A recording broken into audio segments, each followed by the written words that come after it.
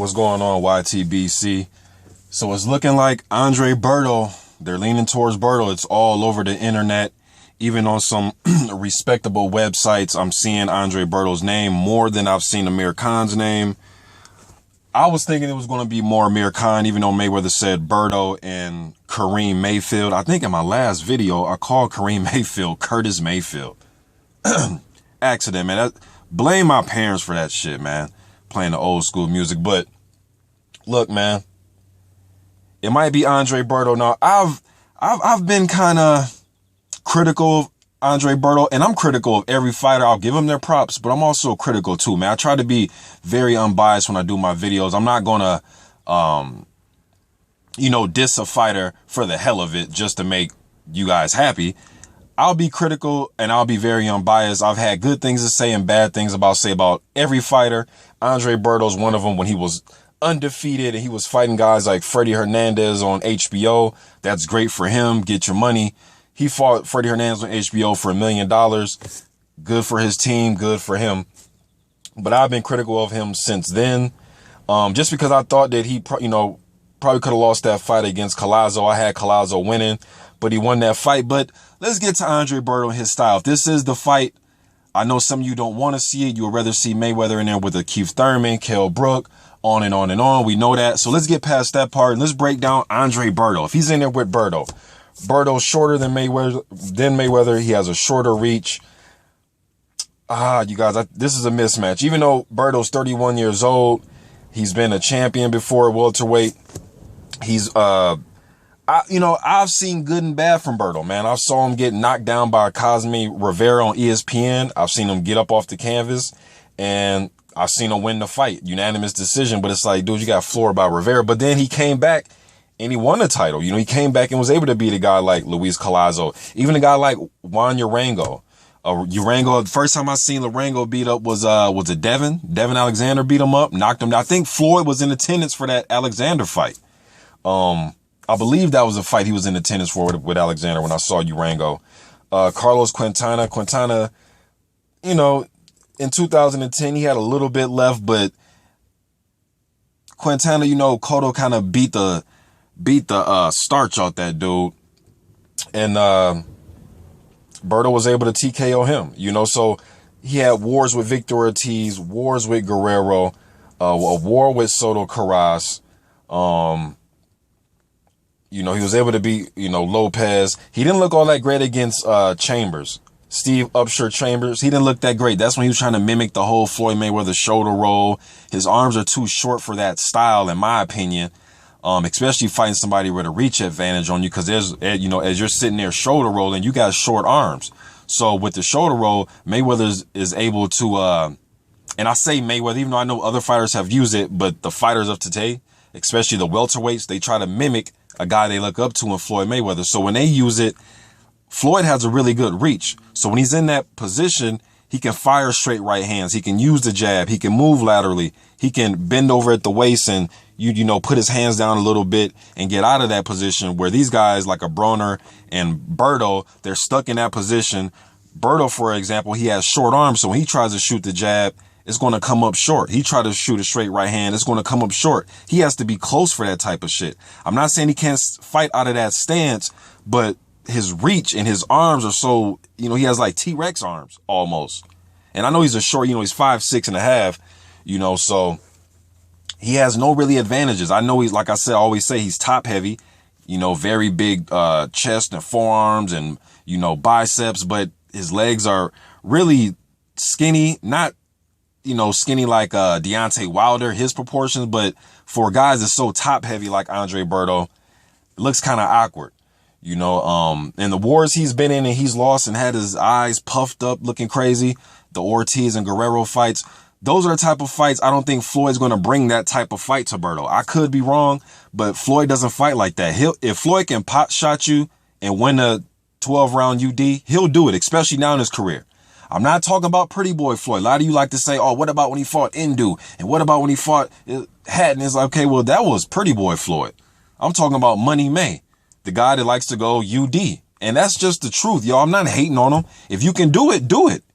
If your skill set can allow you to go 12 straight rounds without taking much punishment and not really throwing that many punches, if it works for you, do it.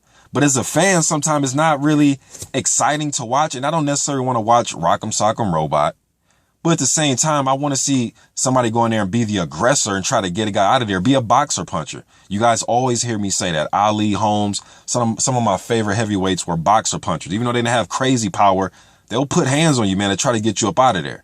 You know, but Floyd's comfortable with UDs. That's what I said in my last video. Somebody has to get him out of his comfort zone.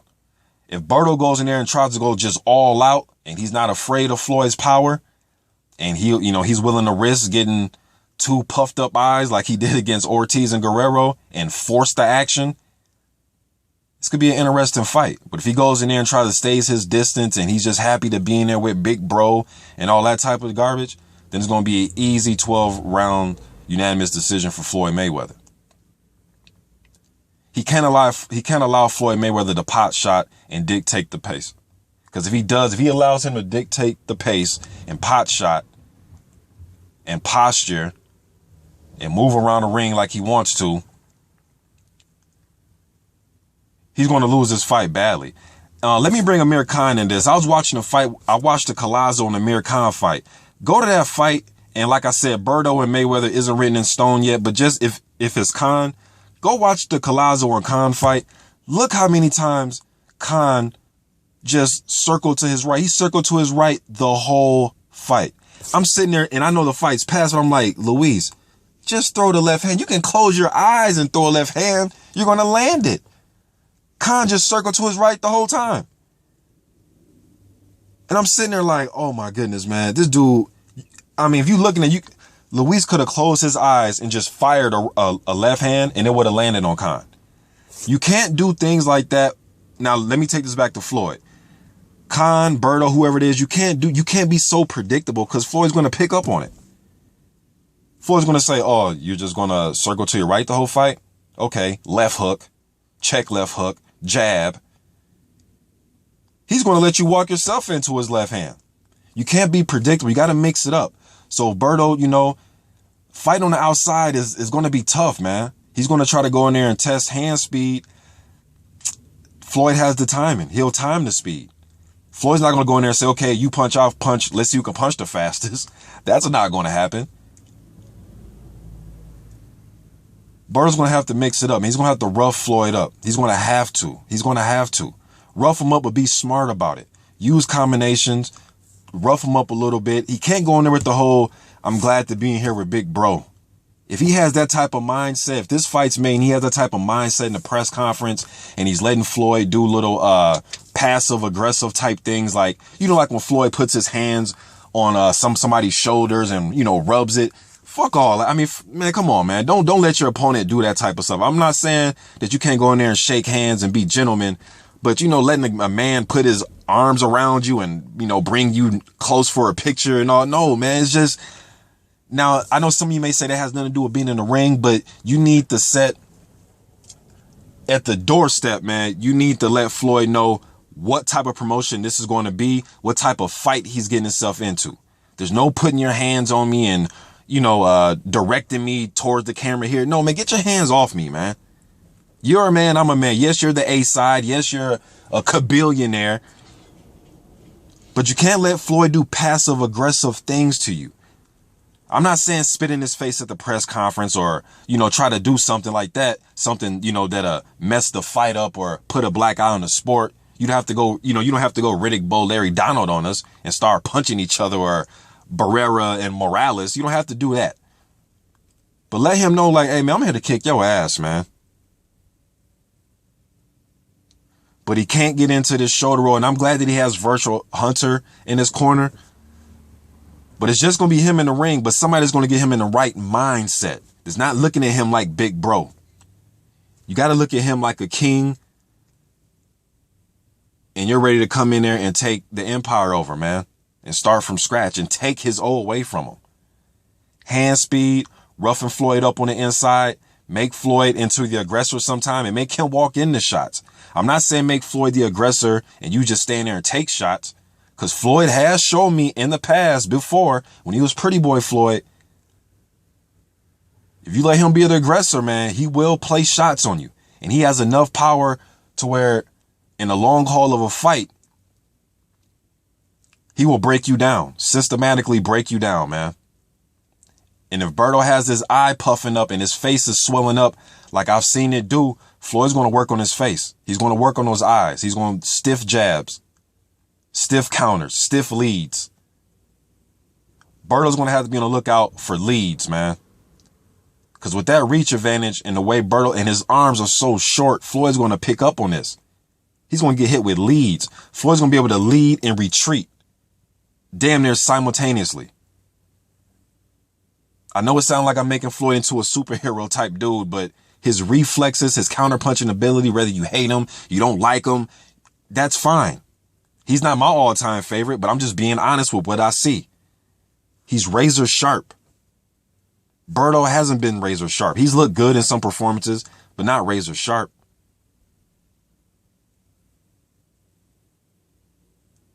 This is just my initial thoughts on this, man.